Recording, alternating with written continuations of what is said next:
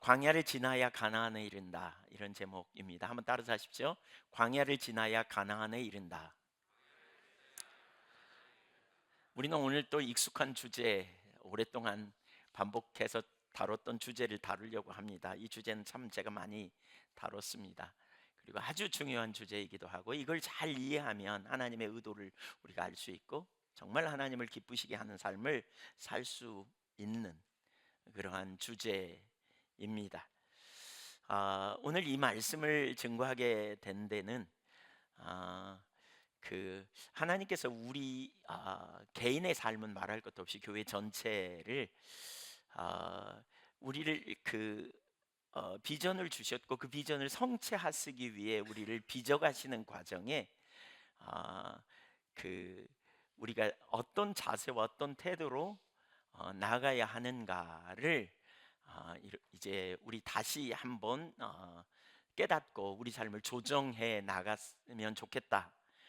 이런 마음에서 오늘 이 말씀을 전합니다. 특별히 지난 주간에 제가 한 이틀 동안 좀 영국 갔다 온 후유증인지 3일쯤 좀 알았습니다. 근데 낑낑 앓으면서 이렇게 막 기도하는 가운데 갑자기 이 말씀이 이렇게 생각나고 이렇게 묵상하게 됐어요. 근데 이제 그 말씀 중에 오늘 제가 주제로 정하죠. 광야를 지나야 가나안에 이른다는 것. 제가 하나님이 우리를 광야에서 빚으신다는 설교는 되게 많이 했잖아요. 근데 이 광야를 지나야 비로소 가나안에 갈 수 있다는 거. 이 부분을 이렇게 집중적으로 생각하게 하셨어요. 그래서 우리가 지금 어디에 있고 하나님이 우리를 통해서 우리를 어떤 자료로 이끄시고 계시는지, 뭘 하기 원하시는지, 이 부분을 좀 오늘 말씀을 대하면서 살펴보고 또 우리 삶을 돌아보는 그런 기회가 되기를 소망합니다. 첫째, 하나님은 당신의 사람들을 연단하십니다. 성경에 나타난 하나님이 쓰신 사람들을 하나님께 부름 받고 쓰임 받기까지, 부르심을 받고 세우심을 받기까지 꽤 오랜 시간이 걸렸습니다. 하나님이 아브라함에게 비전을 주셨고 그 삶을 조정하여 갈대아 우르를 떠나 가나안에 갔는데, 그 약속이 성취되기까지 약 25년의 세월이 걸렸습니다. 요셉은 어려서 비전을 가졌지만 그 비전이 성취되기까지 꽤 많은 시간이 또한 걸렸습니다. 다윗은 어떻습니까? 사무엘상 16장에서 사무엘에 의해 왕이 될 거라는 약속과 함께 기름 부음을 받았습니다. 그러나 그가 왕이 되기까지, 진짜 그 약속이 성취되기까지 학자들에 따라 다르지만 약 13년의 세월이 걸렸다고 봅니다. 바울도 마찬가지입니다. 그가 다메섹 도상에서 예수님을 처음 만나는 순간에 하나님이 비전을 주십니다. 이방인을 위해 내가 너를 쓸 것이다. 그러나 그가 예수님을 만난 이후에 복음을 전하기 위해 애썼지만 핍박을 피하여 아라비아 광야에서, 그리고 길르기아 다소 그의 고향에서 꽤 많은 시간을 보내야 했습니다. 그가 다시 안디옥에 부름받아 쓰임받기까지 적어도 10년 이상의 세월이 걸렸다고 표현합니다. 영적 지도자 만들기라는 책을 쓴 풀러 신학대학의 리더십에 대해 가르치는 노버트 클린턴은 그의 책에서 이렇게 말해요. 하나님이 쓰신 모든 지도자들은 다 이런 과정을 거쳐갔다. 아무도 예외가 없다라고 표현해요. 하나님의 사람들을 하나님께서 빚으시는 과정을 통해서 하나님의 사람으로 세우셨지 그냥 세워지지 않는다는 거예요. 그러니까 우리가 아담이 타락한 이후에 인간이 자기중심적인 본성을 가지고 있기 때문에 이스라엘 백성들이 애굽에서 나오는 데는 하루 걸렸지만 가나안에 들어가는 데까지는 40년 걸렸어요. 그 기간 동안 뭘 했습니까? 처음에 그들이 한 2년 만에 들어갈 수 있는 상황이 있었지만 그들이 다루어지지 않은 자기중심성 때문에 1세대가 광야에서 다 죽고 2세대 때야 비로소 가나안 땅에 들어갈 수 있었던 것을 볼 수 있어요. 왜 이렇게 하실까? 하나님이 그들을 빚으시기 때문에 그랬습니다. 그래서 그런 시간이 있는 것을 우리가 이해할 필요가 있습니다. 사실 그렇다면 우리도 이런 시간이 있음을 대비해야 돼요. 시간만 지나면 되는 게 아니고요. 이런 주제를 정말 오래전부터 나눴는데 무엇보다 이런 그 하나님의 의도가 우리를 빚으신다면 이 과정이 우리에게도 피해갈 수 없는 일이라면 이런 과정을 우리가 잘 견디고 또 이런 과정 속에서 우리가 어떤 태도를 취하고 또 어떤 자세를 가져야 되는지 궁극적으로 하나님은 왜 하나님의 백성들을 광야로 인도하셔서 다루시는지 그 목적이 무엇인지 이런 부분을 잘 살펴볼 수 있기를 소망합니다. 사실 이런 과정을 갖추면 우리가 잘 이해할 수 없는 일이 있거든요. 그러니까 어, 그 하나님이 대개 누구를 다루시냐면 하나님의 사람들을 이렇게 하나님의 사람으로 만들어 가시는 거죠. 하나님이 부르시고 사실 우리가 처음 부름 받을 때 다 처음부터 하나님의 성품 또 하나님의 목적에 쓰임 받을 만큼 준비된 사람들이 아니잖아요. 덜 떨어지고 때로는 자기중심적이고 때로는 이기적이고 그런 우리를 하나님께서 하나님의 목적과 하나님의 뜻을 이루기 위해서 빚어가시는 훈련시키는 과정이 있다는 거죠. 예, 저도 개인적으로 전에 섬기던 교회에서 이런 부분을 깨달았어요. 이해할 수 없는 혼돈스러운 일들이 환경이 되게 많이 일어났고 왜 이런 일이 있는지 몰랐어요. 은혜는 있는데 환경적으로는 어렵고 관계적으로 어려움이 있어서 제가 신학교 다닐 때 선생님한테 전화해서 물어봤어요. 그랬더니 저에게 기독교 고전을 읽으라고 믿음의 선진들의 전기를 읽으라고. 그래서 그때 제가 전기를 꽤 나름대로 읽으면서 이분들이 이렇게 어려움의 과정이 다 있었구나 이런 걸 발견했고요.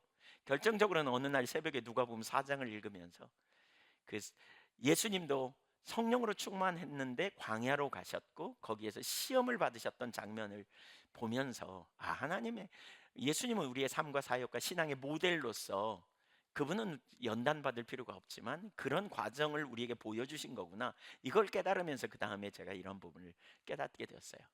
근데 개인만이 아니더라고요. 교회 공동체도 하나님이 다루세요. 연단하고 훈련시키고 교회 공동체라면 결국 뭐예요? 우리 모두예요. 모두 저와 여러분 모두를 하나님이 빚으시고 다루어 가시는 거예요. 왜 그렇게 하실까요? 하나님의 목적을 비전을 비추시고요. 그 비전을 담아내는 그릇으로 우리를 빚어 가시는 거예요. 우리를 하나님의 사람으로 빚으시기 원하는 거예요. 그렇다면 우리가 지금 시점이 오늘 이 말씀을 우리가 살펴보는 아주 중요한 시점이라고 생각이 돼요. 하나님의 다루심을 수도 없이 들었을겠지만 다루심의 어느 중간쯤에 그냥 정체하고 있지 않은지 살펴보시고요. 정말 우리가 힘을 내서 정말 광야를 잘 통과하여 가나안에 이르는 그런 능력 있는 삶을 살 수 있기를 간절히 소망합니다. 다시 한번 따라서 하세요. 광야를 지나야 가나안에 이를 수 있다. 네, 우리 가나안에 이르는 삶, 이 삶을 살 수 있기를 소망합니다. 두 번째, 광야에 인도하신 하나님의 의도. 출애굽했던 이스라엘 백성들이 출애굽하는 과정을 보면 하나님이 우리를 어떻게 인도하시는지 우리가 잘 볼 수 있는 하나의 구약적 모델이지만 우리의 모델 되죠. 단절되지 않습니다. 구약적 모델이지만 그들을 광야로 인도하십니다. 가나안으로 곧바로 인도하지 않고 광야로 인도하세요. 거기서 뭐해요? 그들을 훈련시킵니다. 사실 이스라엘 백성들이 광야를 벗어날 때쯤 되면 훈련이 끝나고 벗어날 때쯤 되면 그들은 믿음의 세대가 되었거든요.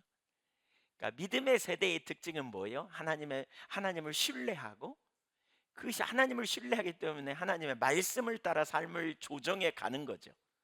근데 때로는 하나님이 말씀하실 때 우리 앞에 길이 열려서 가라 그러는 게 아니잖아요.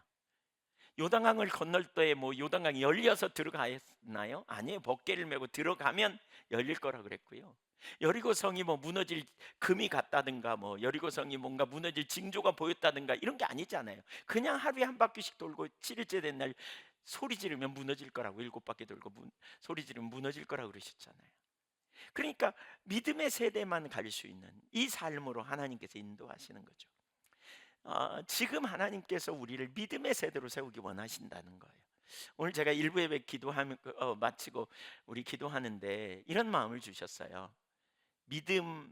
믿음이 있다면 더 이상 사람 눈치 보고 행하지 말고 더 이상 환경에 끌려가지 말고 내가 이렇게 하면 사람들이 뭐라 그럴까 여기 눈치 보지 말고 적극적으로 믿음으로 반응하여 나오라고 적극적으로 오늘 설교를 다 마칠 때쯤 되면 또 여러분 저나 여러분이 그렇게 믿음으로 반응하는 세대로 세워지기를 소망합니다. 네. 그래서 믿음을 세대로 세우기 원하는. 근데 자 여기 이제 광야로 하나님이 인도하신 의도가 여기 신명기 8장을 보니까 잘 나와 있어요. 8장 1절을 먼저 한번 볼까요? 예. 시작. 내가 오늘 명하는 모든 명령을 너희는 지켜 행하라. 그리하면 너희가 살고 번성하고 여호와께서 너희 조상들에게 맹세하신 땅에 들어가서 그것을 차지하리라. 그러니까 내가 오늘 명하는 모든 명령을, 그러니까 그날 그날 주시는 모든 명령을 다 지켜 행하라 그랬어요. 그러니까 여기 우리말 여기에는 지켜 행하라 그랬지만 다른 번역들을 보면 다 지켜 행하라, 늘 행하라, 항상 거기에 이제 부사가 붙더라고요. 근데 여기 보니까 너희는 지켜 행하라 그랬잖아요. 근데 여기 지키라라는 히브리어 단어 타시메룬이라는 말은 하나님의 모든 명령들을 따르는 데 주의를 기울이라 이런 말입니다. 하나님의 모든 명령들을 따르는 데 주의를 기울이라 이 말입니다. 그러니까 전혀 놓치지 말고 철저하게 모든 명령을 잘 지켜 행하라는 거예요. 뒤에 나오지만 광야를 통과한 뒤에는 바로 이 삶을 살아요. 그러니까 그 전에 이렇게 우리가 말씀을 고백하기도 하고 따르기도 하지만 어떤 때는 상황에 따라 말씀을 적당히 타협하기가 참 쉽죠. 예, 무심코 그냥 이렇게 잘 지키지 않고 그냥 은근슬쩍 넘어가는 죄들, 이런 죄들이 있어요. 이제 뒤에 조금 이따 살펴보겠습니다만.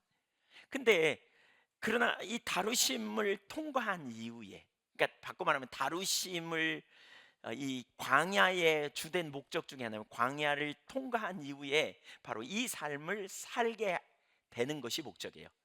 지금 신명기 8장 1절이 있고요, 6절이 있어요. 거기 2절부터 5절까지는 뭐냐면 그 이스라엘 백성들이 40년 동안 광야에서 어떤 체험을 했는가를 모세가 설명하고 있어요. 어떤 체험을 했는가? 그들이 광야를 체험한 사건, 거기에서 있었던 두 가지 어떤 그들이 경험한 것, 그리고 그것은 결국 하나님이 5절에 보면 그들을 가르치시는, 부모가 자녀를 가르치듯이 가르치는 사건이었다고 이렇게 설명하면서 6절에 다시 동일한 이야기를 해요. 6절에 보면 읽어볼까요? 내 하나님 여호와의 명령을 지켜 그의 길을 따라가며 그를 경외할지니라 이렇게 말해요. 그러니까 궁극적인 광야를 통과하는 궁극적인 목적은 뭐냐? 진짜 하나님의 사람이, 진짜 말씀의 사람이 되는 거죠. 진짜 말씀의 사람. 신명기는 모세의 마지막 설교잖아요. 다 아시다시피 출애굽한 지 40년 만에 이스라엘 백성들이 모압 평지에 도달했고요. 이제 가나안 땅에 들어가기 직전의 상황에 모세가 거기서 자기는 들어가지 못함으로 세 편의 설교를 해요.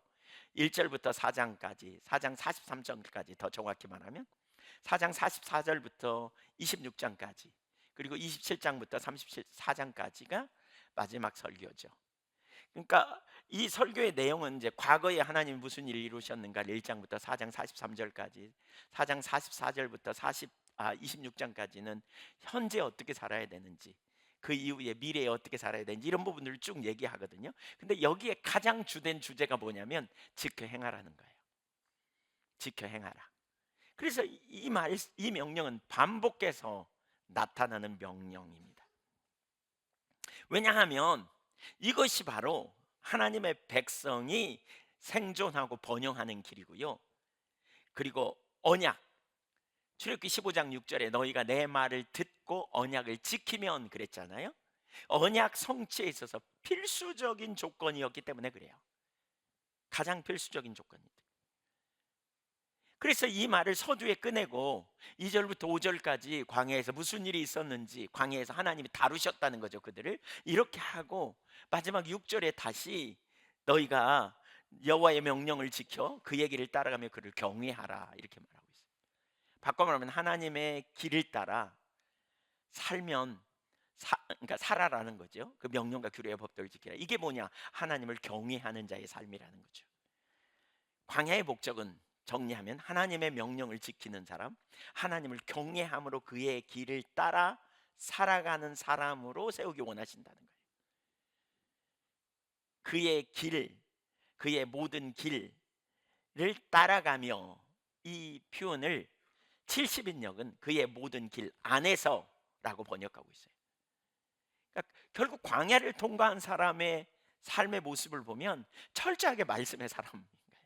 철저하게 하나님의 뜻을 존중히 여기고 철저하게 하나님의 뜻대로 행하는 사람이에요. 적당히 타협하는 사람, 이게 아니에요. 분명하게 하나님의 길로 행하는 사람, 이게 광야를 통과한 사람이에요. 그 사람이 가나안에 들어갈 자격이 있는 사람이고, 그 사람이 승리할 수 있는 사람, 출애굽 2세대 모습인 것을 볼 수 있어요. 세 번째, 광야에서 거쳐야 될 두 가지 과정. 그러니까 모세는 그들이 통과했던 광야에서 무슨 일이 일어났는지, 있었었는지, 사실 지금 그들이 누구예요? 여기 모세의 설교를 듣고 있는 그 설교 듣는 대상이 누구냐면, 그들이 40년 동안 광야길을 걸어왔던 사람들이에요. 그들을 향해 지금 설교하면서 그들이 경험했던 것을 요약해서 지금 다시 의미 부여를 하는 거죠. 그들이 어떤 삶을 살았고 어떤 경험을 했고 그 경험한 목적이 뭔지, 왜 하나님이 그렇게 하셨는지, 이 의미 부여를 통해서 그들을 가르치고자 하는 거예요. 근데 이게 참 우리에게 큰 유익이 돼요. 왜냐하면 우리는 그런 경험을 하지 못했지만 간접 경험을 오늘날 많이 하잖아요. 그래서 하나님이 우리를 어떻게 인도하고 계시는지 이걸 분명히 볼 수 있는 너무너무 중요한 과정이고 통로이기도 하죠. 첫째는 교육이고요. 그러니까 시험이고요. 테스트하는 거고요. 두 번째는 교육이에요. 첫 번째 시험, 2절을 우리가 같이 볼 텐데 현대어 번역으로 읽어보려고요.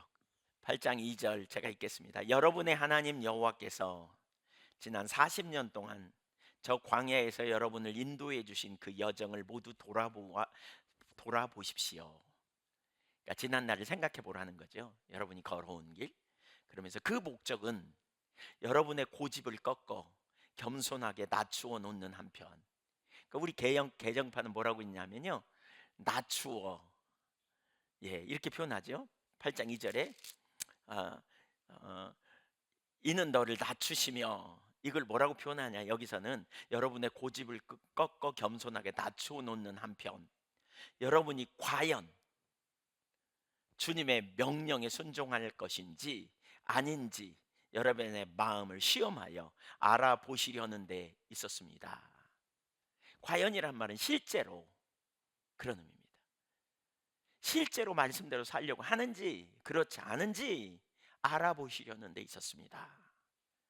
사실 우리가 순종하지 못하는 이유가 뭘까요? 왜 말씀에게 잘 순종하지 못할까요? 여기선 뭐라 그러죠? 자기 고집이래요. 고집. 자기 고집 때문에 그렇다는 거예요. 그 다시 달리 표현하면 뭐냐? 교만이에요. 그러니까 이 교만의 출처가 어디라 그런지 우리는 여러 번 들었죠. 아담의 타락한 본성에 마귀가 뭐라 그래요? 너 스스로 하나님처럼 될 수 있어. 그러니까 그때부터 인간은 하나님 안 찾고 스스로의 힘으로 살 수 있다고 생각하는 거예요. 내 힘으로, 내 안에 답이 있고 내 안에 능력이 있고 내 안에 뭔가 해낼 수 있다는 생각을 갖게 되면서 그 자리로 자꾸 가게 된 거예요. 스스로 능력이 있다고 여기는. 예. 그래서 뭐죠? 그때 이후로 자기 고집이 생긴 거예요. 그러니까 자기 나름대로 고집이 있다는 건 뭐예요? 자기 의견을 주장하고 자기 견해를 강하게 생각하고 자기의 견해를 가지고 행동하는 거죠. 고집이 세다는 말은 배우려는 자세가 없는 거죠. 바꾸지 않는 거잖아요. 그러니까 변화되지 않는 거죠. 그래서 우월의식과 자부심에 빠져서 주님의 인도하심을 구하지 않고 설사 말씀하셔도 자기 생각과 틀리면 안 따라. 이런 고집이 내려지지 않으면 무엇보다 철저한, 그러니까 내려지지 않으면 절대로 주님의 말씀에 순종하지 않는 거죠. 못하는 거예요. 그래서 하나님이 뭐예요? 광야로 인도하신 목적이 뭐냐? 이 고집 꺾으려고 그런다는 거예요. 고집 꺾으려고 한다. 네. 고집을 꺾으려고. 네. 그러면 하나님이 세요, 내가 세요? 예, 그럼 꺾여야 돼요, 안 꺾여야 돼요? 꺾여야 돼요. 빨리 항복해야 돼요. 빨리 항복해야 돼요. 이런 고집이 내려지려면 철저하게 하나님께서 그래서 광야로 인도한다는 거예요. 광야가 뭐예요? 우리는 광야를 잘 몰라요. 왜냐하면 그런 문화를 접하지 않아서. 광야는 사막이에요. 제가 이스라엘 성지순례 가가지고요, 거기 위에 이렇게 가보니까 어느 날 그 성지순례 가가지고 어느 산에 이렇게, 좀 산이 아니라 언덕이에요. 그냥 풀 하나도 없는 언덕에 그 올라가서 봤더니 온 보이는 모든 곳이 다 그냥 멀게요. 그냥 완전히 그냥 나무도 없어. 가끔가다 이만하게 뭐가 나 있어. 그냥 그 조그마한 나무 뭐 이런 거. 아니 보이기에 이만하죠. 그러니까 이만하진 않아요. 좀 근데 키가 뭐 이만한 그런 나무들 그냥. 근데 그냥 아주 가시가 나 있는 그런 나무들이 곳곳에 이렇게 있고 멀게요. 완전히 다 그래요. 그러니까 낮에는 어마어마하게 뜨겁고요, 밤에는 엄청 춥고. 거기가 예수님이 사셨던 땅이고 그게 성지의 땅이거든요. 근데 그런 사막지대예요, 사막지대. 하나님이 그들을 그리 인도하신 거예요, 사막지대로. 막 어떤 때는 바위가 있고 어떤 때는 막 삐죽삐죽한 돌이 있고 어떤 때는 그냥 모래가 있고 이런 땅으로 인도했으니 그들이 할 수 있는 게 뭐였겠어요? 아무것도 할 수 없는 곳으로 하나님 인도하신 거죠. 왜 그렇게 했다고요?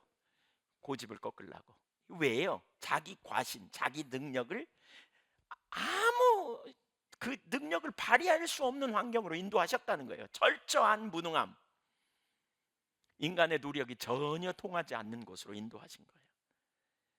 예. 그리고 그런 다음에 하신 게 뭐냐? 과연 아닌 게 아니라 정말로 혹은 실제로 하나님의 말씀을 따르는지 그렇지 않은지 시험하셨다는 거예요. 그러니까 그냥 지식으로 동의하는, 입술로 고백하는 게 아니라 진짜 어려운 상황에 하나님의 길이냐 아니면 스스로 생각해 볼 때 편하고 쉬운 길이라고 여겨지는 길로 택하느냐, 이런 상황을 만나서 그렇게 실제인지 아닌지 어떻게 반응하는지를 드러내셨다는 거예요. 출애굽받은 이스라엘이 만난 것처럼 홍해 앞에, 쓴물 앞에, 먹을 것 없는 환경, 마실 물이 전혀 없는 사막에서 어떻게 반응했는가, 이것이 그들의 신앙의 실제였다는 거예요. 출애굽기 16장 4절에 보면 이렇게 말하고 있어요. 같이 한번 읽어볼까요? 그때 여호와께서 모세에게 이르시되 보라, 내가 너희를 위하여 하늘에서 양식을 비같이 내리리니 백성이 나가서 일용할 것을 날마다 거둘 것이라. 이같이 하여 그들이 내 율법을 준행하나 아니하나 내가 시험하리라. 자, 그들은 지금 완전한 무능한 장면. 16장 4절 다시 올려주세요. 완전한 무능한 장면입니다. 완전한. 먹을 게 떨어졌습니다. 근데 하늘에서 양식을 비같이 주셔. 그러면 여러분 같으면 많이 주실까요? 조금 주실까요? 근데 여기 뭐라 그랬어요? 일용할 것을 날마다 거두래. 하루 먹을 것만 구하래. 그러면서 뭐라 그러냐? 비같이 내려주시고는요, 조금만 주시래.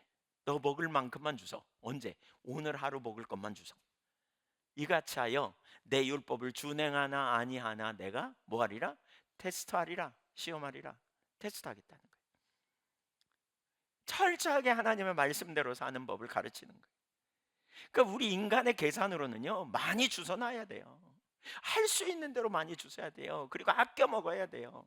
광야에서 농사를 지을 수 있나, 뭐 그 주변에 가게가 있어 뭘 살 수 있나, 집 한 채 없고 사람 하나 살지 못하는 그곳에 200만 명의 사람들이 이동하는데 어디서 뭘 먹어? 그러니까 생존 경쟁이 엄청 심하죠. 어떻게든지 먹고 살아야 되는데, 자기 혼자라면 몰라. 자녀들이 막 울고 있는데 막 너무 예쁜데 못 먹이면 어떡해? 그러니까 할 수 있는 대로 주워 먹은 거죠. 이런 상황. 요셉이 형님들에게 팔려가서 노예가 되고 억울한 누명을 쓰고 감옥에 갇히게 되잖아요. 거기서 그가 어떻게 반응했는가 보십시오.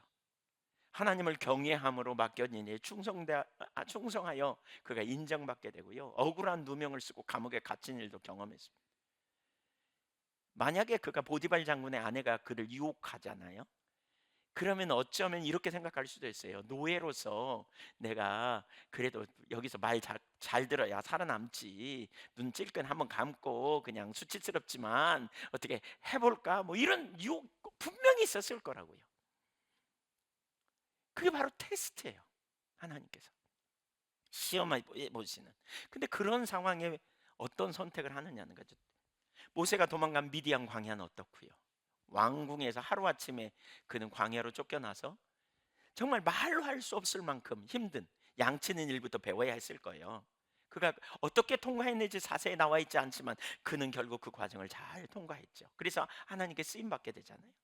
다윗이 만난 환경, 사울에 의해 억울함을 경험했고 매 순간마다 자기를 죽이려고 추격하는 사울의 군대에 쫓기며 도망가야 했던 그의 모든 상황을 생각해 보세요. 그런데 그는 그 순간에도 하나님을 경외함으로 믿음으로 반응했던 것을 볼 수 있죠. 그가 선택할 수 있는 많은 길이 있습니다. 사울을 죽이려고 작정했다면 그는 두 번이나 죽일 수 있었습니다. 그는 아니면 정말 군대를 이끌고 다른 나라로 망명해가지고 오히려 유다를 대적해낼 수 있는 그런 가능성도 되게 많았습니다. 그러나 그는 믿음의 선택을 한 겁니다. 그러니까 이런 광야에서 하나님이 우리를 인도하셔서 정말 무능한 환경으로 우리를 이끄실 때, 그때 비로소 우리가 정말 믿음의 사람인지 그렇지 않은지를 훈련시키는 거예요. 정말 내가 믿는지 그렇지 않은지 이걸 통해서 뭘 우리가 경험해요. 하나님을 정말 믿음으로 경외하고 정말 하나님 신뢰할 때 위험에서 건져내신 하나님을 체험으로 만날 수 있는 기회든지, 아니면 그 순간에도 계속해서 도는 거예요. 진리에 동의하지 않고 계속해서 상황에 맞는 처방을 따르고 계속해서 인본주의적인 방법을 택하고 계속해서 자기 눈에 보기에 좋은 길을 택한다면 결국 광야에서 빙빙빙빙 돌다가 끝나는 거죠. 아브라함 약속이 있었지만 성취의 징조는 하나도 없는 상황에서 이리저리 쫓겨야만 했던 시간들, 거기서 때론 잘못된 선택을 했지만 주님이 말씀하실 때마다 그는 민감하게 반응하여 하나님의 말씀을 따라 삶을 조정함으로 결국 의롭다 하심을 얻고 그 믿음의 조상이 되는 거죠. 뭘 말씀하시려는지 아시겠죠? 하나님 우리를 빚으세요. 실제로 믿는지 안 믿는지, 뭘 통해서? 우리의 한계 너머의 환경을 통해서 시험하세요. 내 자원이 통하지 않는 광야로 인도하셔서 뭐 하려고요? 교만을 꺾으시고 고집을 꺾으려고. 그리고 철저히 이런 환경은 자기 한계를 경험케 하시고 절망케 하시는 환경으로 인도하세요. 사실 어렵지 않은 환경에서는 교만이 깨지지 않아요. 그리고 다 믿음이 좋은 것처럼 보입니다. 그러나 어려움이 닥칠 때 그 믿음이 실제인지 이론인지 드러납니다. 그래서 하나님은 광야로 인도하십니다. 우리에게 있는 광야 참 다양하죠. 자녀 문제일 수도 있고요, 부모 문제일 수도 있고요, 이 다른 인간관계 문제일 수도 있고요, 경제적인 상황일 수도 있고, 건강의 문제일 수도 있고, 어떤 사람이 내 가까이에 있는데 혹은 직장에서나 뭐 삶의 현장에서 가까이에 있는데 이 사람하고 자꾸 부딪혀요. 자꾸 부딪혀. 아무리 품으려 그래도 품어지지가 않아. 왜? 품으면 아파. 왜냐하면 이 사람의 재능이 가시거든요. 가시를 품으면 어떻게 되겠어요? 계속 찔리는 거죠. 왜 그런 환경에 있는가라는 거죠. 사실 여러분, 우리가 어떤 이런 환경을 하나님이 인도하시고 또 하나님께서 그런 환경으로 우리를 이끄시고 우리를 겸손케 하시고, 그런 환경 속에서 정말 자기가 내려지지 않으면, 그러니까 내가 지금 내 주장대로 살 것인가 아니면 하나님의 길을 따라 하나님의 기준을 따라 내가 순종하며 나갈 것인가를 우리가 훈련받게 되는 거죠. 하나님만 진정한 생명이심을 우리가 신뢰하고 하나님의 말씀의 생명임을 안다면 주어진 모든 상황 속에서 우리가 하나님의 길을 믿음으로 선택해 가는 길을 갈 때에 이 다루심을 통해서 저와 여러분이 빚어지게 되는 거죠. 혹시 여러분 중에 지금 그런 문제가 있는 분 혹시 손 들어보세요. 네, 네, 축복합니다. 우리가 할 일이 뭐예요? 속히 한계를 경험하고 항복해야 돼. 항복. 항복. 그리고 뭐예요? 자신을 보는 일 그만두고 주님의 은혜를 구해야 돼요. 이 과정 중에 내가 얼마나 내 자원을 의지하고 있는지 생각 바라보고요, 회개하고 돌이켜야 돼요. 주님 가르쳐 달라고, 주님 저를 회복시켜 달라고, 새롭게 하시는 은혜를 부어지게 해달라고. 사실 우리의 자꾸 나누지만 우리가 가진 심각한 문제 중에 하나는, 우리가 복음의 능력을 누리지 못하는 중요한 문제 하나는, 어, 그러니까 제가 이걸 깨닫고 사실 개인적으로는 안식이 뭔지 알게 됐는데, 내가 할 수 있는 일과 할 수 없는 일이 있음을 이해해야 돼요. 근데 많은 사람들이, 열심히 있는 사람들이 내가 할 수 없는 일도 내 힘으로 해보려 그래. 내가 할 수 없는 일을 주님께 맡기고 주님이 해주시도록 맡겨야 되는데, 그 일도 내가 하려고 그래. 그러니까 힘들어요. 그 왜 내가 할 수 없는 일을 내가 하려고 하는 게 안 내려지냐, 그리고 맡기는 게 뭔지 왜 모르느냐, 자기 한계를 몰라서 그래요. 자기 한계를 분명히 못 봐서 그래요. 내 한계를 분명하게 인정하고 내 자원으로 이 문제는 안 돼. 결국 누가 아니면 안 돼? 주님이 오시지 않으면 불가능해. 주님이 하셔야 돼. 이걸 아는 사람은요, 그때부터 주님께 맡기기 시작해요. 이 모든 상황을. 이런 믿음의 삶의 기초가 뭐냐? 바로 광야에서 자기 한계를 경험하는 거예요. 그리고 그 한계를 경험하는 순간에 내 자원으로 안 되고 내 힘으로 안 되는 걸 깨닫는 거죠. 한번 생각해 보세요. 내가 할 수 없는 문제를, 그런 상황 속에 나를 주님이 집어넣으셨다면 거기서 내가 해보려고 얼마나 힘쓸 거예요. 근데 그 속에서 뭘 경험할까요? 철저한 자기 무능, 자기 한계를 깨닫게 되겠죠. 그래서 네가 말씀대로 사는지 안 사는지 알려 하심이라. 하나님이 우리를 시험해봐야 아는 게 아니죠. 하나님은 아시죠. 사실 이 과정을 통해서 우리가 우리 자신이 어떤 상태인지를 발견하게 되는 거죠. 근데 우리는 그 과정 속에서 뭘 해야 돼요? 한계를 경험하고 인정하고, 내가 그런 상황 속에서 하나님의 길을 따라 반응하고 나아가면 하나님이 그 모든 상황 속에서 우리를 건져내시고 우리의 변호자가 되시고 우리의 능력이 되시고 우리의 힘이 되시고 우리의 승리자가 되심을 경험하는 놀라운 은혜가 주어지지요. 네. 하나님은 우리를 연단하시는 과정에, 지금 시간이 없어서 거기는 다루기가 어렵지만 시편 66편 10절 이하에 보면 세 가지를 얘기하거든요. 우리를 끌어 그물에 들게 하시고 우리 허리에 무거운 짐을 매달게 하시고, 매달아 주셔. 하나님 매달아. 우리를 끌어, 하나님이 끌어 그물에 막다른 골목에 인도하시고, 사람들로 우리 머리를 타고 가게 하신대. 짓밟고 가게 하신대. 명예를 추락시키고 사람들로 하여금 억울한 일을 경험하게 하시고. 누가요? 하나님이요. 왜요? 왜요? 예, 우리를 연단하신, 은을 단련한 같이 단련하시는 과정에 그 일을 허락하신다는 거예요. 이런 상황 속에서 우리가 뭘 발견해요? 얼마나 사람이 미워, 얼마나 그 인간 막 마음속으로 쓴뿌리가 있죠. 생각만 하면. 여러분, 미움의 문제가 완전히 해결되면요, 그 사람에 대해서 부정적인 얘기 안 합니다. 근데 우리는 부정적인 프레임이 쓰여져 있어. 용서했어요. 근데 그 사람 얘기만 나오면 침이 튀어. 막 그 인간 막 이러면서. 이거 아직 안 끝난 거예요. 이거. 예. 그런 환경에 우리를 하나님이 두셨다면 그 환경 속에서 내가 하나님을 경외하는 사람을 또 어떻게 서는지, 이런 과정 속에서 부딪힘이 있죠. 갈등이 있고 막 말할 수 없는 그런 속에서 내가 얼마나 무능하고 내가 얼마나 악하고 내가 얼마나 정말 선함이 없는지를 발견하고, 다른 한편으로는 내가 얼마나 무능한지, 내게 능력이 없는지를 철저하게 인식하고 하나님 앞에서 항복하고 서는 거죠. 내 힘으로 안 되는구나.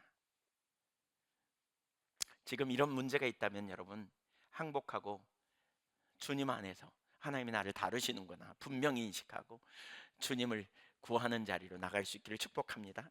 두 번째, 여호와의 하나님의 입에서 나오는 말씀이 생명임을 가르칩니다. 3절을 같이 읽어보겠습니다.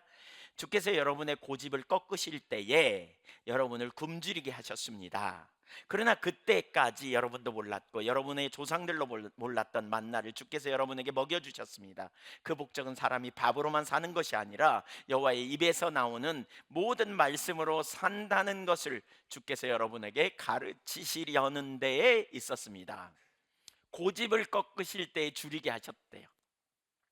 여기 고집을 꺾으실 때 줄이게 하셨다. 그러니까 하나님이 인도하시는 환경이 우선 어려워요. 광야는 어려운 곳이에요. 사막이라니까요. 어려워. 인간의 지혜가 통하는 곳이 아니야. 인간의 능력이 통하지 않는 곳이야. 예, 참 철저하게. 그래서 자신의 한계를 경험하고 처지를 인식하는 거죠. 광야에서. 문제는 이런 환경이 어려워요. 한번 생각해 보세요. 사막에서 먹을 것이 떨어졌는데 이건 뭘 의미해요? 죽음이에요, 죽음. 농사를 지을 수도 없고, 설사 농사를 짓는다 해도 그 많은 인원이 언제 농사를 지어서 그 먹거리를 해결하겠어요? 완전히 절망적인 상황이죠. 이것이 하나님이 인도하신, 그들을 경험케 하신 광야였어요. 바로 이런 상황에 그들이 할 수 있는 일은 두 가지 일이었어요. 예, 바로 지금 이 설교를 듣고 있는 이스라엘 백성들의 조상들이 한 것처럼 절망하고 낙심하며 그런 환경에 이르게 된 원인을 제공한 사람을 찾아 원망하는 일이고, 더 나아가 하나님을 원망하는 자리까지 갔어요. 다른 하나는 오직 하나님께만 소망을 두고 하나님을 찾고 빚어지는 일을 이룬 사람들이 있어요. 우선 보세요. 출애굽하는 이스라엘 백성들이 그랬다니까요. 절망하고 낙심했어요. 출애굽기 16장 2절을 봅니다. 이스라엘 자손 온 회중이 그 광야에서 모세와 아론을 원망하여, 3절 읽어봅니다. 이스라엘 자손이 그들에게 이르되 우리가 애굽 땅에서 고기 가마 곁에 앉았던 때와 떡을 배불리 먹던 때 여호와의 손에 죽었더라면 좋았을 것을 너희가 이 광야로 우리를 인도하여 내어 이 온 회중이 줄여 죽게 하는도다. 8절 보세요. 모세가 또 이르되 여호와께서 저녁에는 너희에게 고기를 주어 먹이시고 아침에는 떡으로 배불리시니 이는 여호와께서 자기를 향하여 우리가 원망하는 그 말을 들으셨음이라. 우리가 누구냐? 너희의 원망은 우리를 향하여 함이 아니요 여호와를 향하여 함이로다. 모세를 향해 아론을 향해 계속 말했어. 왜 우리를 애굽에서 인도해 나가지고 우리 가만히 있으면 좋은데 왜 우리를 이끌어서 이 모양 되게 했냐? 왜 우리를 이렇게 원망해서 왜 우리를 죽이려고 이러냐? 지금 아무것도 안 됐잖냐? 거기서 고기가 막 돼서 잘 먹었는데 지금 뭐냐? 막 이런 원망했어요. 이게 누구를 향한 원망이라고요? 여호와를 향한 원망이라는, 여호와를 향한 원망. 사실 우리가 어떤 환경 속에서도 원망해서는 안 돼요. 광야 1세대는요 원망으로 점철된 세대였고요, 결국 원망하다가 망하게 됐어요. 원망하다가 그 불뱀에 물려 죽게 되고요. 원망하지 맙시다. 감사하십시다. 아멘. 예, 여러분, 하나님이 우리를 인도하시는 모든 삶에 우연이 없음을 정말 믿는다면 우리에게 되어지는 모든 상황 속에서 우리가 감사하고요, 그 상황에 하나님은 구원의 길을 갖고 계심을 기억해야 돼요. 뒤에 나오지만 하나님은 홍해 앞에서도 쓴물 앞에서도 수많은 죽음의 위기 속에서도 그들을 죽게 내버려 두지 않았거든요. 그를 건져내셨어요. 그뿐만이 아니에요. 이 너무나 놀라운, 그러니까 반면에 보세요. 그것을 기회로 빚어진 사람들의 모습은 달랐어요. 주어진 환경에 대해 하나님의 뜻을 찾고 다 이해하지 않았어도 하나님께 믿음으로 반응했던 사람들이, 이제 우리 그 성경에 나온 수많은 사람들의 이야기죠. 그들은 주어진 환경에서 최선의 삶을 살았습니다. 그리고 놀라운 것은 그것이 훗날 그들에게 맡겨진 사역에 귀하게 쓰임 받았다는 거예요.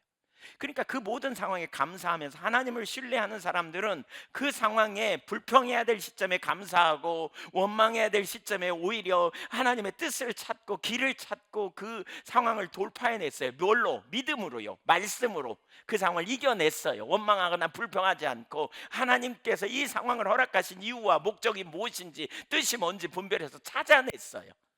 그래서 돌파해냈어요. 그뿐만이 아니에요. 그뿐만이 아니고요,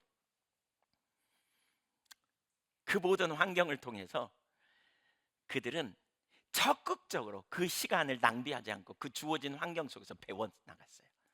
보세요. 예, 그러니까 요셉은 보디발 장군 집에 노예로 팔려갔잖아요. 근데 거기서 무슨 일이 벌어졌냐면 그는 경제를 배웠어요. 하나님이 요셉에게 지도자로 세울 것을 비전을 주시잖아요, 어린 시절에. 그랬더니 그런데 요셉은 아버지의 사랑받는 그 어리광쟁이였거든요. 무릎 위에 있는, 정말 그야말로 편애를 받는. 근데 그가 그런 상태에서 어떻게 그가 배울 수 있겠어요?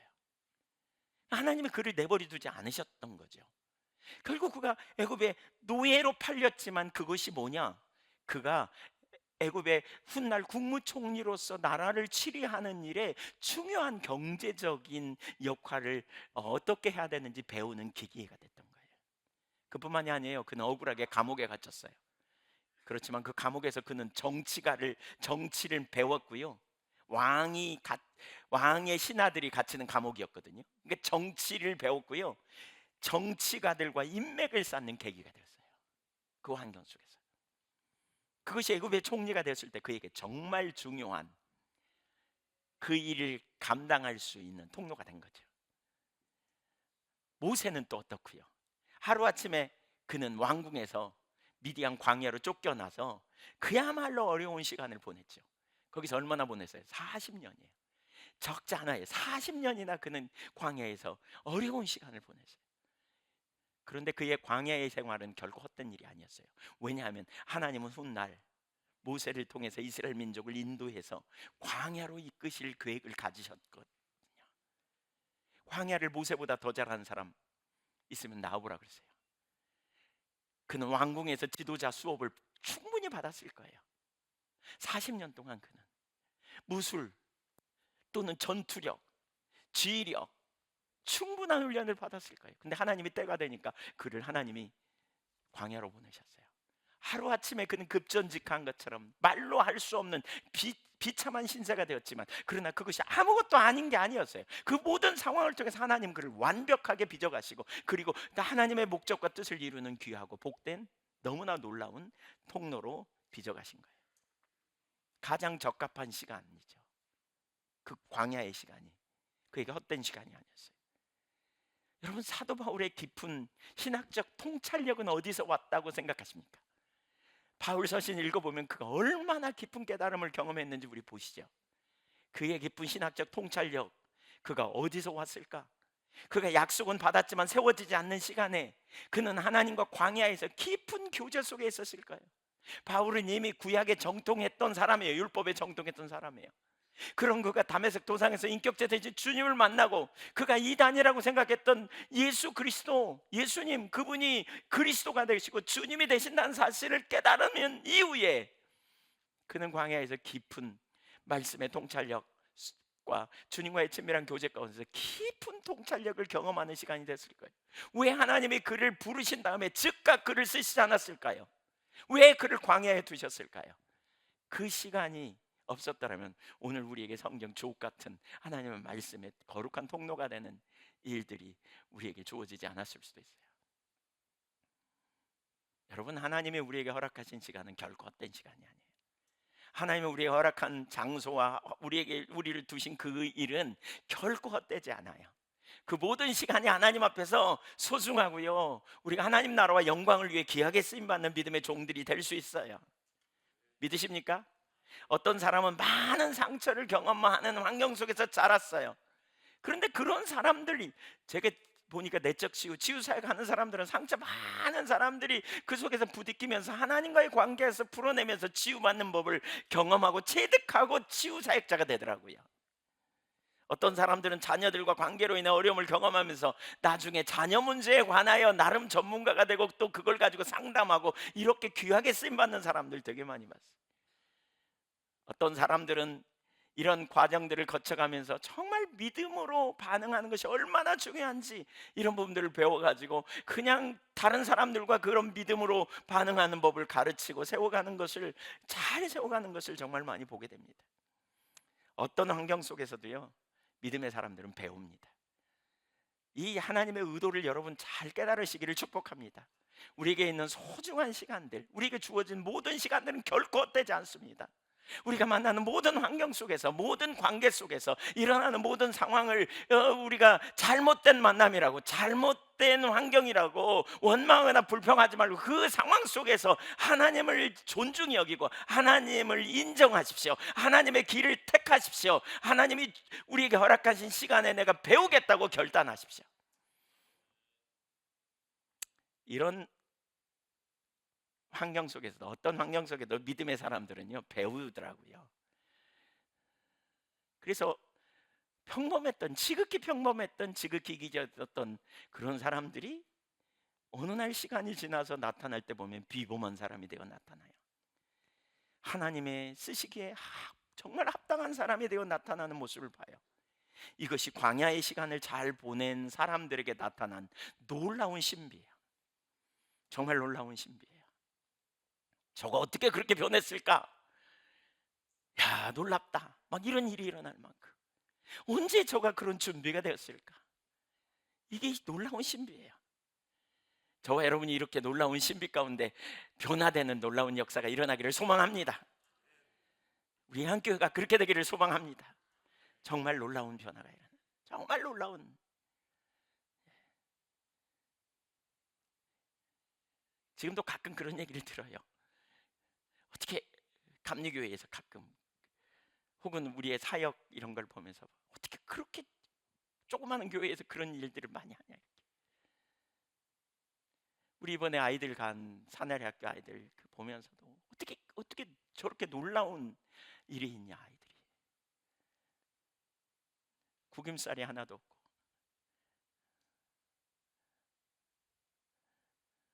정말 놀랍다. 다 그런 얘기를 해요. 대부분 많은 사람들이 다. 다른 아이들하고 완전히 다르다.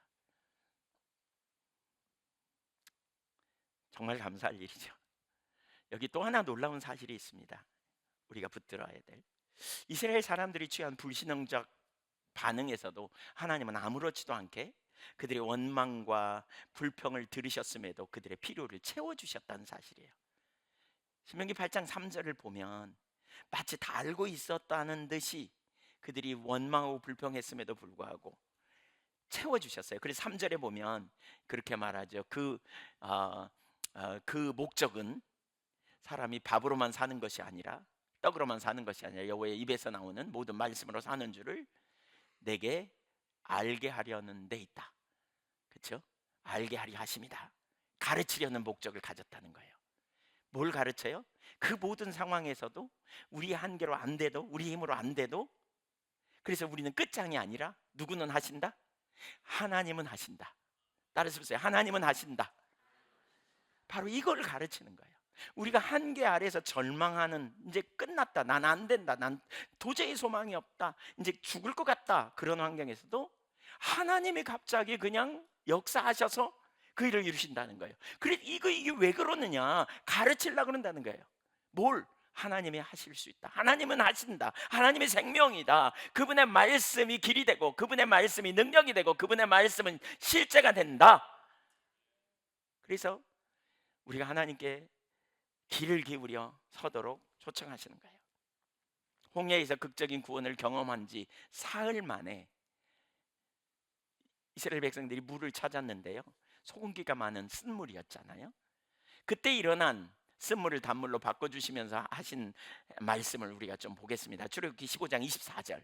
백성이 모세에게 원망하여 이르되 우리가 무엇을 마실까 하매 모세가 여호와께 부르짖었더니 여호와께서 그에게 한 나무를 가르치시니 그가 물에 던지니 물이 달게 되었더라. 거기서 여호와께서 그들을 위하여 법도와 율례를 정하시고, 그러니까 쓴물을 단물로 바꾸신 다음에 법도와 율례를 정하셨는데 그들을 시험하시려고 하셨다 그랬어요. 그래서 26절 보세요. 그 사건을 통해 하나님이 누구인지를 가르쳐요. 치료하는 여호와시라는 거죠. 그러니까 말씀을 따라가면 문제가 없다는 거예요. 근데 말씀대로 행하지 않으면 문제가 있을 거라는 거예요. 이걸 가르치시려는 목적을 지금 보이는 거예요. 테스트 하신다는 거죠. 말씀대로 가면 문제가 없는데 말씀대로 행하지 않으면 문제가 온다는 거예요. 16장에서도 비슷한 일이 나오죠. 이걸 보여주는 예라고 할 수 있어요. 하나님이 한 사람의 한 오멜씩 거두라. 16절에 보면 출애굽기 16장 16절에 한 오멜씩 거두라 이렇게 말해요. 그리고는 이제 19절에 보면 아침까지 그것을 남겨두지 말라. 예, 이렇게 해요. 그런데 20절에 보니까 불순종해요. 무슨 결과가 왔는지 읽어볼까요? 그들이 모세에게 순종하지 아니하고 더러는 아침까지 두었더니 벌레가 생기고 냄새가 난지라 모세가 그들에게 노하니라. 예, 그들이 남겼어. 자기 생각에 이 환경에 그래도 내일 안 내리면 어떡해. 그리고 이거 유비무환 해야지. 대비해야지. 그래서 아마 좀 남겼나 봐요. 어떤 사람들. 어쩌면 좀 더 주워 갖고 남겼을 수도 있어요. 그랬더니 무슨 일이 벌어졌어요? 썩어버렸어요. 냄새가 나. 예, 어쩌면 18이들이 달라들었든지 뭐 이런 문제가 생겼겠죠. 이런저런 일들이. 예, 어려움이 말로 할 수 없는 그런 상황이 생긴 거죠. 말씀에 분순종할 때 어떤 일이 벌어졌는지. 그러니까 유익이 없는 거죠. 반면에 23절 이하를 보세요. 예, 6월절 전날은 아니까 뭐지? 안식일 전날 이틀분 준비하라 그래요. 그랬더니 24절 그들이 모세의 명령대로 아침까지 간수하였으나 냄새도 나지 아니하고 벌레도 생기지 아니한지라. 여러분 말씀대로 순종하면 하나님 뒷받침하십니다. 믿으십니까? 말씀대로 순종했더니 아무 문제가 없어요. 근데 말씀대로 안 하면 결국 썩고 냄새 나고 거기 아무런 유익이 없어요. 자기 생각에 옳은 대로 행하는 게 그리스도인이 아니고요. 이게 사사기 시대라면, 그래서 왜 하나님이 이스라엘 백성들을 광야를 통과하게 하신 이유가 뭐냐? 우리는 자기 생각에 옳은 대로 행하는데 되게 익숙하거든요. 감정을 따라 행하고 생각에 따라 행하고. 그리고 우리는 어떻게든지 진리에 따라 나가야 거기에 근본적인 승리가 있고요. 거기 생명이 넘쳐요. 그래서 이러한 고난을 통과하면서 우리가 발견해야 될 중요한 것 중에 하나는 진리를 따라 행하는 삶이에요. 시편 119편 67절 시편 기자는 이런 고백을 합니다. 시작. 고난 당하기 전에는 내가 그릇 행하였다니 이제는 주의 말씀을 당하였노이다. 여기 고난 당하기 전에 이런 표현이 있잖아요. 거기 나튼 벌게이트 역이나 70인역 성경에 보면 비천해지기 전에는이라는 말로 묘사되어 있어요. 그러니까 좀 어떤 상황을 통해서 낮아진 거죠. 그런 상황을 당하기 전에는 자기가 그릇 행했다. 그릇 행했다는 말에 원래 히브리어는 쇼게그라는 말인데, 이 말은 의도성이 없는 죄, 바꿔보면 의무를 잊음으로써 비롯된 죄. 그러니까 하나님의 말씀을 생각하면서 그대로 적용하고 따라가는 게 아니라 그 말씀을 그냥 은근슬쩍 그냥 잊어버리고 가는 거예요. 상황이 힘드니까 그냥 넘어가 버린 거예요. 그냥 뭐 우선순위가 하나님이 아니고 그냥 상황인 거죠. 환경에 따라 그냥 주어진 상황에 따라서 그냥 이렇게 그냥 가는 거죠. 적당하게 타협하는 거, 그런 거 있잖아요. 예를 들면 물질의 문제, 우리 되게 많이 그러기가 쉽죠. 그냥 예를 들면 11조 내가 하겠다 작정했지만 아이고 그냥 어려우니까 그냥 쓰지 뭐 이렇게. 아니면 뭐 하다가 보니까 잊어버렸어. 그럼 그냥 가버려. 뭐 이런 거. 주일 성수하는 거 내가 주일날 지켜야지. 그렇지만 또 어떤 기회가 되니까 그냥 가. 별스럽지도 않게 가. 많은 성도들의 경우 의도적으로나 적극적으로 죄를 짓지 않을지 모르지만 어떤 이유로 인하여 말씀 지키는 의무를 소홀히 할 때 자신도 모르는 사이 적극적인 범죄 쪽으로 기울어지게 된다는 거죠. 그러나 하나님의 빚으심을 통해서 진짜 말씀의 소중함, 이게 아는 거예요. 이거. 그러니까 저는 신앙의 척도를 어떻게 보냐면요. 제가 이 하나님의 다루심 이런 경험을 하면서 제 삶에 뭐가 문제인가를 깨닫게 됐는데요. 과거에는 어떤 사람은 말씀을 진짜 소중히 여기고 그 말씀대로 가는데 저는 그걸 제가 소홀히 하더라고요. 이게 좀 덜 중요해요. 제가 이걸 알았어요. 아, 말씀의 무게감이 곧 하나님을 존중히 여기는 것과 연관이 있구나. 사무엘상 2장 30절에 이런 표현이죠. 나는 나를 존중히 여기는 자를 존중히 여기고 멸시한 자를 경멸하리라 그랬죠. 그러면 우리가 하나님을 존중히 여기는 게 뭐냐? 이거 관계에서 한번 가만히 생각해 보세요. 여러분, 하나님과 우리는 인격적 관계예요. 여러분의 아내나 남편이나 여러분의 자녀가 또는 여러분의 그 관계에서 친구가 여러분이 말해도 안 들어. 그러면 기분 좋아요, 나빠요? 예, 존중받는 느낌이에요, 무시받는 느낌이에요? 무시받는 느낌이에요. 제 아내는 특별히 이런 부분에 아주 민감한 것 같아요. 아니, 특별히가 아니고 하여튼 뭐 예. 갑자기 제 아내를 제가 끌어들여서 죄송합니다. 네. 어쨌든 이런 거죠. 이렇게 대화하고 이야기할 때 뭐 이렇게 잘 듣는, 그리고 순종하는, 이게 존중하는 거죠. 그리고 그 말씀이 내가 어느 정도의 무게감으로 오는지, 아니면 그냥 흘러버리는가, 아니면 어느 정도의 존중함으로 여기는지, 이게 우리 신앙을 반영해요. 진짜 믿음이 있는 사람은, 진짜 하나님을 인격적으로 교제가 있는 사람은 그 말씀을 자기 마음에 반드시 지키지 않고는 안 된다는 사실을 깨달아요. 근데 인격적인 친밀한 개인적인 교제가 안 되면 말씀이 그렇지 뭐 그래 지적인 동의에서 끝나버려요. 근데 여러분, 하나님과 우리와의 관계는 인격적 교제잖아요. 근데 이런 전환이 언제 일어나냐면 광야를 통과할 때 일어나요. 하나님을 개인적으로 알거든요. 그분은 살아계시고 그분은 우리에게 이론이 아니고 실제이신 하나님이고, 우리가 그분을 존중히 여기는 것만이, 하나님을 존중히 여기는 삶만이 우리가 존중히 여김을 받는 것임을 분명히 인식하기 때문에 죄에 민감해지죠. 그러니까 남에 대해 후욕해놓고 금방 회개하고 하나님 앞에 내가 왜 이런다냐 그러고 죄에 민감해지죠. 막 해서는 안 될 생각하고 또 돌이켜 회개하고, 누구 앞에? 하나님 앞에. 누가 보지도 않는데 하나님 앞에 회개하는 거죠. 여러분, 그냥 어떤 사람들은 막 죄짓고도 나쁜 생각하고도 뭐 그럴 수도 있지 뭐 이러고 막 살아요. 왜? 하나님을 인식하지 못하니까. 이론으로는 알아요, 그게 죄라는 거, 나쁜 거지. 근데 누가 다 그거 회개하고 어떻게 살아 뭐 이러면서 나름대로 살아요. 그러나 하나님을 인식한 사람은 그렇게 살 수 없어요. 안 돼요. 왜? 하나님 앞에 다 아시는데, 내가 그분 앞에 서는데. 이 존중이 여기는 태도가 거기서 나오는 거죠. 이게 뭐예요? 경외하는 거죠. 경외하는 것. 그래서 경외하는 가운데 그분의 길을 따르는 거죠. 그리고 여기에 놀라운 변화가 있죠. 아브라함, 다윗, 요셉 이런 사람들 보세요. 아브라함은 독자 이삭을 바치라 그럴 때 즉각 순종했어요. 다윗은 사울을 죽일 기회가 2번이나 있었지만 죽이지 않았어요. 오히려 그가 죽었을 때 애가를 지어 진정으로 슬퍼했어요. 원수가 죽는데 어떻게 이럴 수 있어요? 그는 진짜 하나님을 존중히 여겼어요.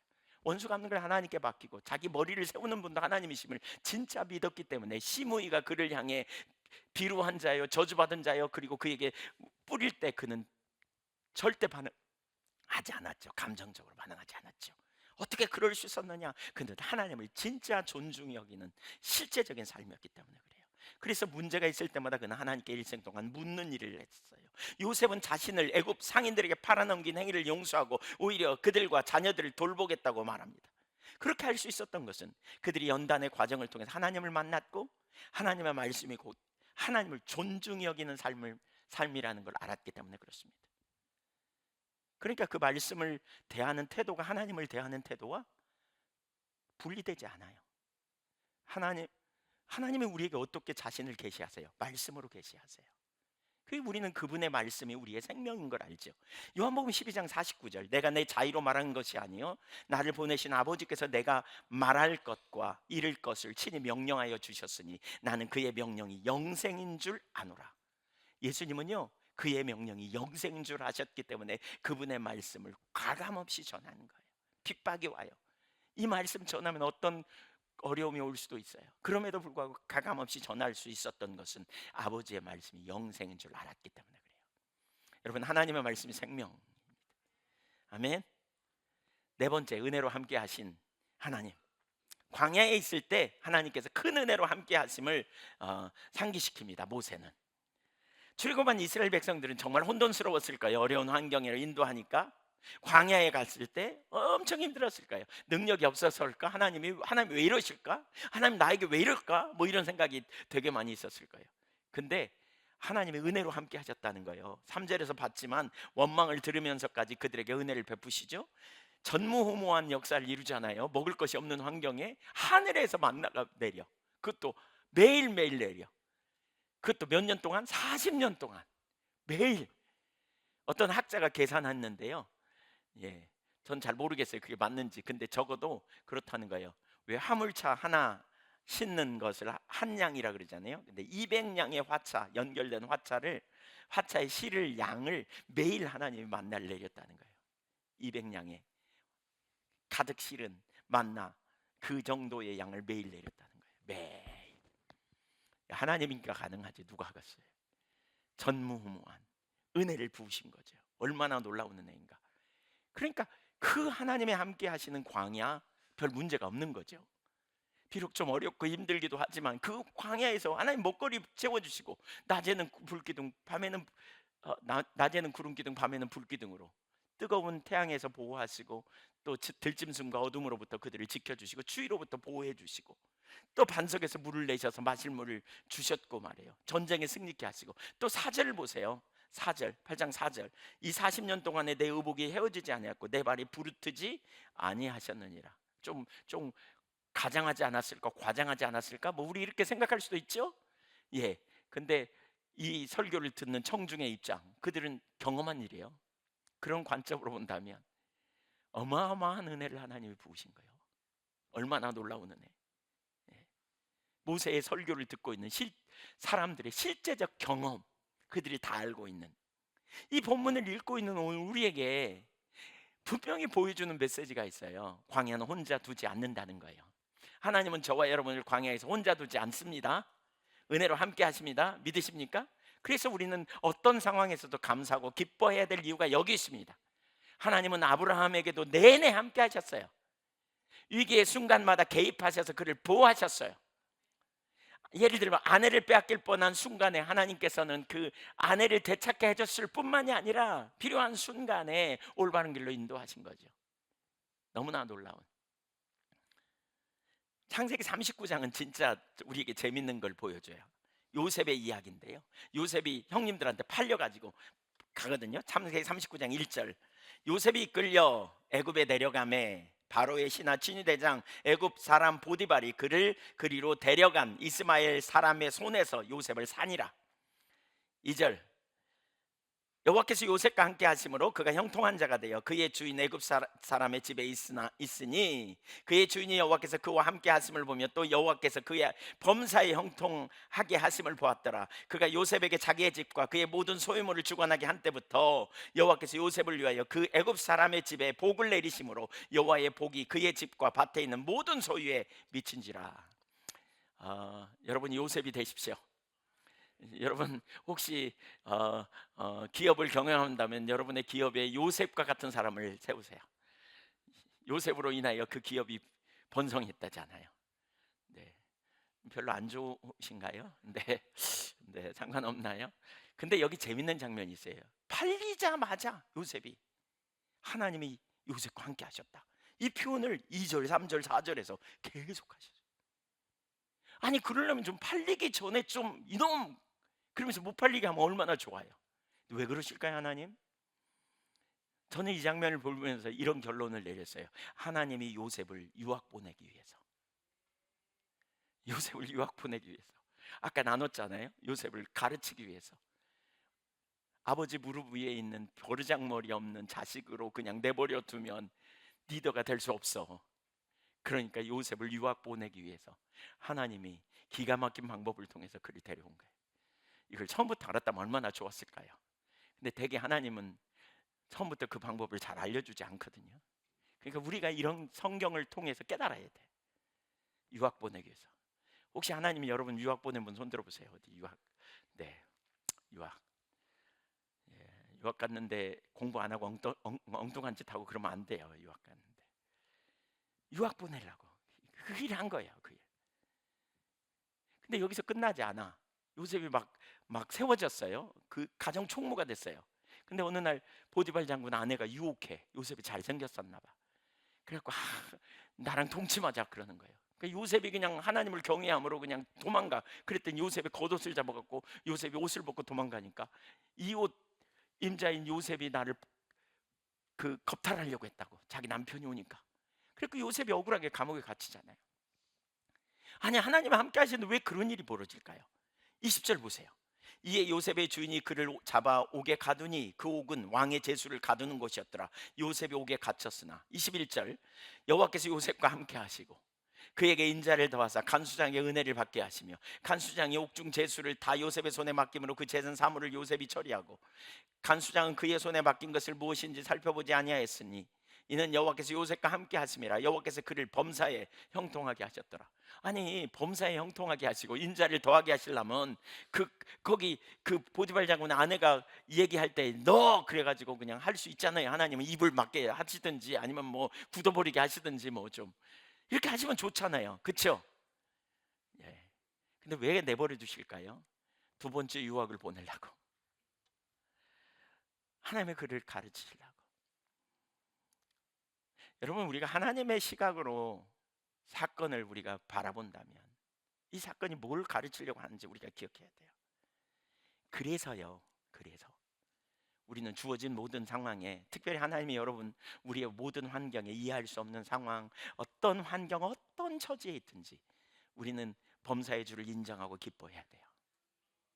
아멘. 하나님 존중히 여기는 이게 우리에게 필요해요.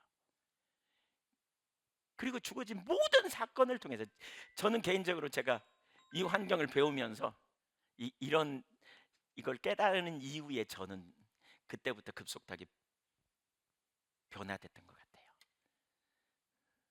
어떤 일을 만나든지 전 돌아와서 주님 앞에 이걸 통해 뭘 가르치려고요? 하나님, 제가 뭘 배우기 원하세요? 이렇게 대면하기 시작했어요.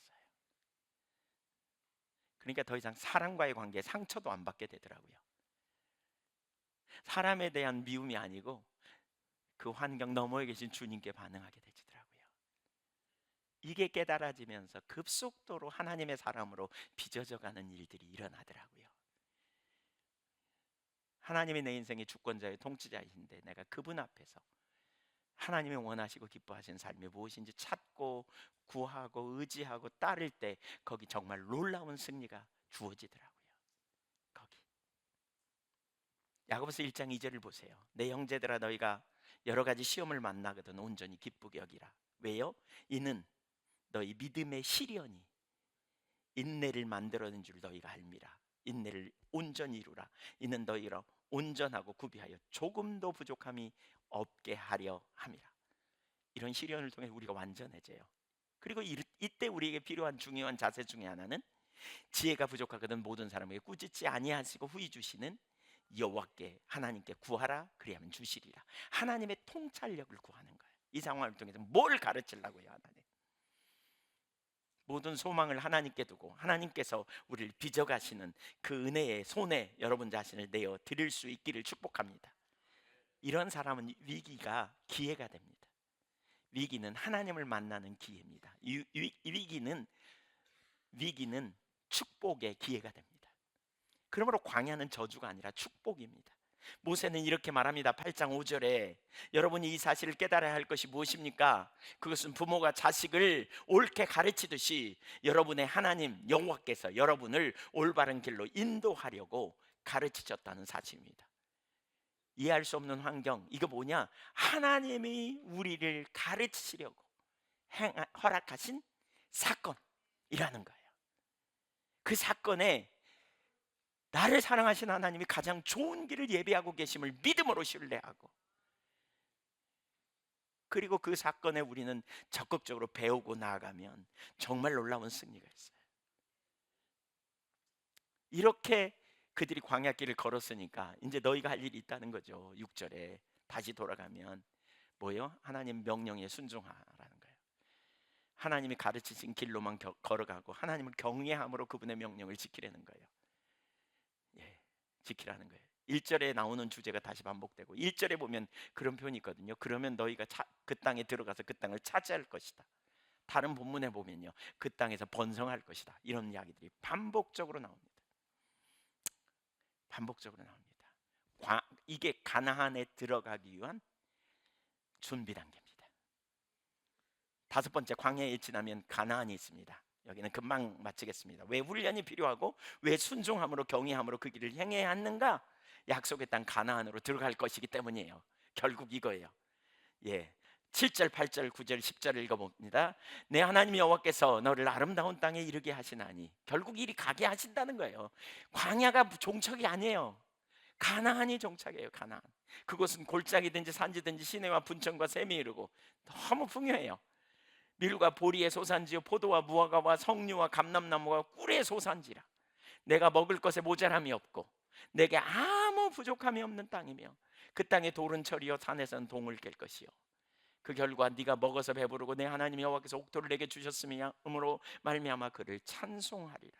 결국 풍부한 곳에 이끌어 들이시는, 결국 하나님 나라의 안식을 경험하는, 인생에서 진정한 만족을 경험하는, 그리고 정말 하나님의 의도와 목적이 무엇인지 선명히 발견하고 깨달아지고, 그리고 우리의 삶에 더 이상 어떤 영적인 혼돈, 공격 이런 부분들이 현저하게 깨어지는, 주님께 맡기는, 염려는 맡기고 문제가 있거든 즉각 해결하고 주 안에서 자유함과, 그리고 하나님의 목적을 위해 우리의 삶을 드리고 헌신하고, 또 그럴 때 하나님이 행하시는 놀라운 열매를 경험하는 놀라운 역사. 이 자리에 저와 여러분 하나님 인도하시기 원하시는 거예요. 아멘. 그리고 그런 다음에 하나를 더 보면 바로 가나안에 들어가서 이렇게 행하시는 이유 중에 또 다른 하나는 왜 이렇게 하시냐? 교만. 그러니까 참 중요해요. 이 광야를 통과한 뒤에 우리가 진짜 조심해야 될 게 교만이에요. 풍부한 곳에 들어갈 때 교만케 될까 봐.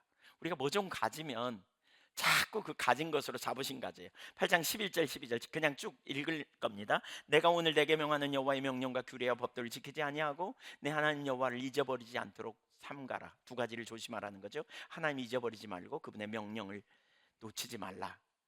12절 내가 먹어서 배부르고 아름다운 집을 짓고 거주하게 되며 또 내 소와 양이 번성하며 내 은금이 증식되며 내 소유가 다 풍부하게 될 때 14절 네 마음이 교만하여 내 하나님 여호와를 잊어버릴까 염려하노라. 그렇게 되면 어떻게 됩니까? 8장 20절 여호와께서 너희 앞에서 멸망시킨 민족들 같이 너희도 멸망하리니 이는 너희가 너희 하나님 여호와의 소리를 청종하지 아니함이라 라고 말합니다. 한번 따라서 하십시오. 광야를 지나야 가나안에 이른다. 우리 모두가 가나안에 이르러 놀라운 승리를, 안식을, 평강을 또 하나님 목적하신 대로 주님의 뜻에 쓰임 받는 저와 여러분이 되기를 소망합니다. 우리 예한교회가 그렇게 되기를 소망합니다. 혹시 여러분 중에 마음이 낙심되어 있습니까? 혹시 여러분 중에 의기소침되어 있습니까? 지금 혹시 여러분 중에 뭐가 잘 안 되는 것 같습니까? 감정에 짓눌리지 마십시오. 환경에 짓눌리지 마십시오. 우리 주님 살아계십니다. 신실하십니다. 완전하십니다. 능치 못함이 없는 분입니다. 여러분 시간 소비하지 마시자고요. 괜히 고집 부리지 말자고요. 괜히 뭐 그냥 감정에 빠져가지고 헤매지 말자고요. 그냥 욕심에 빠져가지고 뭐 이렇게 그냥 헛발질하지 말자고요. 그 뭐예요 그거? 세월을 아끼자고요. 정말 하나님이 예비하신 은혜 우리 믿음으로 반응하고 우리 뭐 남자분들 아내에게 잘못한 게 깨닫거든 얼른 가서 미안하다고 오늘 가서 사과하세요. 빨리. 자존심 내세우지 말고 아내도 마찬가지고 자녀들 부모님께 미안하다고 잘못했다고 사과도 하고요. 인간관계 적극적으로 이렇게 풀어가는 거예요. 풀어가는 거예요. 하나님의 명령을 따라 우리가 순종해 가는 삶. 고집 부리지 말자고요. 염려가 있다면 회개하고 믿음으로 하나님 신뢰하고 서고 우리 하나님 앞에서 우리가 온전함으로 서야 되지 않겠습니까? 주님이 예비하신 은혜의 자리에 저와 여러분이 설 것이고요. 그분의 생명이 우리 안에 넘치는 능력 있는 삶을 우리가 살게 될 겁니다. 할렐루야. 네. 믿음으로 여러분 하나님의 말씀이 그러면 믿음으로 반응해요. 영적인 돌파를 이루는 저와 여러분이 되기를 소망합니다. 기도하겠습니다. 우리 같이 한번 이 시간에 하나님 앞에 간절히 우리 기도하는 시간을 좀 갖겠습니다. 하나님 제가 정말 주를 경외함으로 주님이 기뻐하시는 길로 행하기 원하고 주님의 뜻과 의도와 목적을 따라 나가기를 원한다고 주님 저에게 은혜를 베풀어 달라고 사모함으로 간절히 우리 기도하는 시간 갖겠습니다. 오늘 말씀을 들으면서 내가 어정쩡한 자리에 중단돼 있다면 다시 믿음으로 반응하여 서겠다고 고백하시고요. 내가 말씀을 따라 정말 하나님의 길에 서지 못하고 적당히 타협하고 있다면 하나님 용서해 달라고 아직 하나님을 잘 모른다면 하나님 알게 해달라고 구하십시오. 하나님 영광을 위해 우리를 부르시는 자리로 우리가 더 담대히 달려가기를 사모하고 이렇게 믿음으로 반응하며 나가도록 하나님의 은혜를 부어달라고. 혹시 여러분에게 다루심이 있다면 여러분 그런 분 축복합니다. 하나님 제가 지금 그 자리에 있는데 제가 세월을 아끼기를 결단한다고 그러면서 같이 기도하시면 좋겠습니다. 우리